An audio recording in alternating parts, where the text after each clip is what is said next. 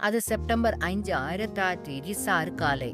மும்பை மற்றும் அமெரிக்காவிலிருந்து வந்திருந்த அவர் கராச்சியில் உள்ள ரயர் சர்வதேச விமான நிலையத்திலிருந்து அமெரிக்காவிற்கு தனது இலக்குக்கு வந்திருந்தார்.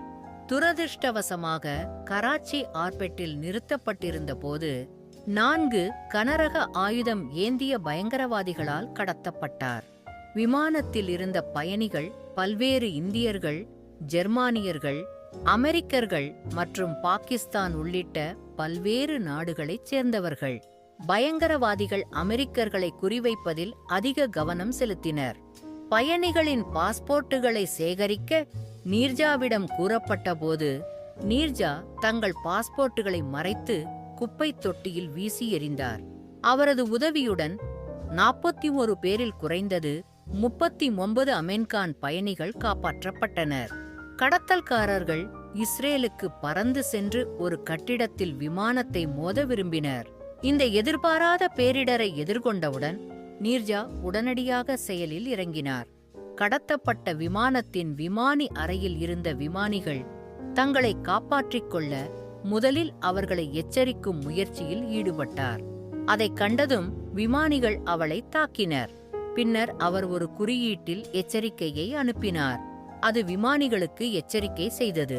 கட்டளைப்படி அவர்கள் மாற்று வெளியேறும் வழியாக தப்பிச் சென்றனர். இதனால் பயங்கரவாதிகள் விமானத்தை பயங்கரவாதிகள் விரும்பிய இடத்திற்கு பறக்க கட்டாயப்படுத்தக்கூடிய விமானிகளை இழக்க நேரிடும். விமானத்தில் இருந்த கனவு நீண்ட காலம் தொடர்ந்தது. பயங்கரவாதிகளின் விரக்தியும் உதவியற்ற தன்மையும் ஒவ்வொரு மணி நேரமும் வளர்ந்தது. அவர்களின் பொறுமை தீர்ந்து கொண்டிருந்தது. கடத்தலுக்கு 17 மணி நேரம் கழித்து விமானம் சக்தி இழந்தது. பயங்கரவாதிகள் தங்கள் அமைதியை இழந்து பயணிகள் மீது துப்பாக்கி சூடு நடத்தினர். கையெறி குண்டுகள், பிளாஸ்டிக் வெடிப்பொருட்கள், பெல்ட்டுகள் மற்றும் கைத்துப்பாக்கிகளுடன் பயங்கரவாதிகள் படகில் நரகத்தை நோக்கிச் சென்றனர். குழப்பத்தையும் பயங்கரவாதிகளின் முட்டாள்தனத்தையும் பயன்படுத்திக் கொண்டு நீர்ஜா இந்த நேரத்தில் செயலில் இறங்கினார். அவள் தனது தயக்கங்களையும் பயங்களையும் எல்லாம் விட்டுவிட்டு முடிந்தவரை பல பயணிகளை வெளியேற்றும் பணியில் ஈடுபட்டாள். தப்பிக்கும் வழிகளை அவள் நன்கு அறிந்திருந்ததால் அவள் ஓடியிருக்கலாம். ஆனால் அவள் அவ்வாறு செய்யவில்லை.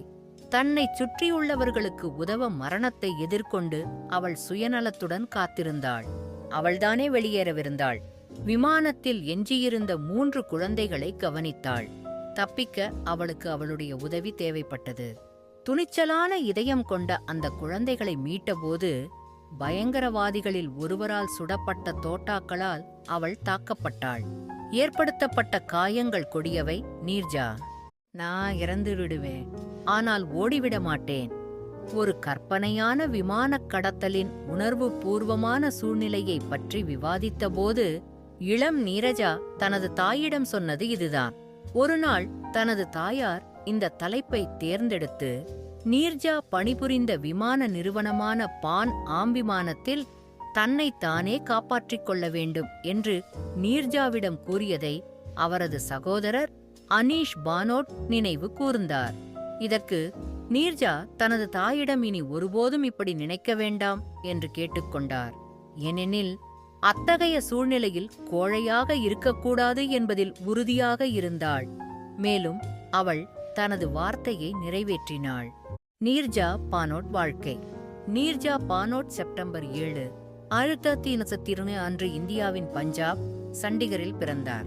மும்பையைச் சேர்ந்த போட்டியாளரான ரமா பானோட் மற்றும் ஹரிஷ் பானோட் தம்பதியினருக்கு அகில் மற்றும் அனீஷ் என்ற 2 மகன்களுக்குப் பிறகு அவர் மிகவும் ஏங்கிய மகள். நீர்ஜா 6ஆம் வகுப்பு வரை சண்டிகரில் உள்ள சேக்ரட் ஹார்ட் பள்ளியில் பயின்றார். அதன் பிறகு அவரது குடும்பம் மும்பைக்கு குடிபெயர்ந்தது. அங்கு அவர் பாம்பே ஸ்காட்டிஷ் எஸ்எம்மில் பயின்றார். பின்னர் செயின்ட் சேவியர் கல்லூரியில் பட்டம் பெற்றார்.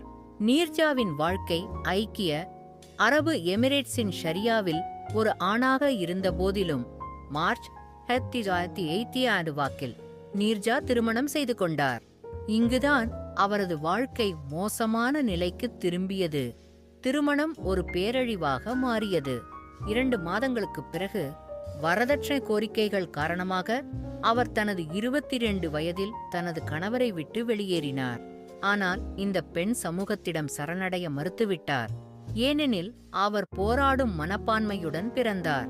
திருமண வாழ்க்கையில் கசப்பான சூழ்நிலை இருந்த போதிலும் அவர் மாடலிங் துறையில் தனது வாழ்க்கையை தொடங்கினார் மற்றும் பினாகா பர்பஸை போன்ற பல்வேறு விளம்பரங்களில் தோன்றினார். பின்னர் அவர் அந்த நேரத்தில் அமெரிக்காவின் முதன்மை மற்றும் மிகப்பெரிய சர்வதேச விமான நிறுவனமான பான் ஆமில் விமான பணிப்பெண் வேலைக்கு விண்ணப்பித்தார். 10,000 விண்ணப்பதாரர்களில் 80 பேர் மட்டுமே தேர்ந்தெடுக்கப்பட்டனர். அவர்களில் நீர்ஜாவும் ஒருவர். அவர் மியாமிக்கு 6-8 வாரங்களுக்கு பயிற்சி பெற அனுப்பப்பட்டார். மேலும் 1 வருடத்திற்குள் செயல்திறன் மற்றும் சக மதிப்பாய்வின் அடிப்படையில் அவர் ஒரு மூத்த கேபின் மேலாளராக பயிற்சி பெற லண்டனுக்கு அனுப்பப்பட்டார். பர்சர்கள் விமானங்களில் மேலாளர்களாக பணியாற்றினர். பயணிகள் புகார்களை கையாள்வார்கள், தேவையான அறிவிப்புகளை செய்வார்கள் மற்றும் பாதுகாப்பை கையாள்வார்கள். விரைவில் அவர் விமான போக்குவரத்து துறையில் மூத்த விமான பயணியாக நியமிக்கப்பட்டார். 22 வயது இளம் பெண்ணுக்கு இது ஒரு பெரிய தொழில் சாதனையாகும்.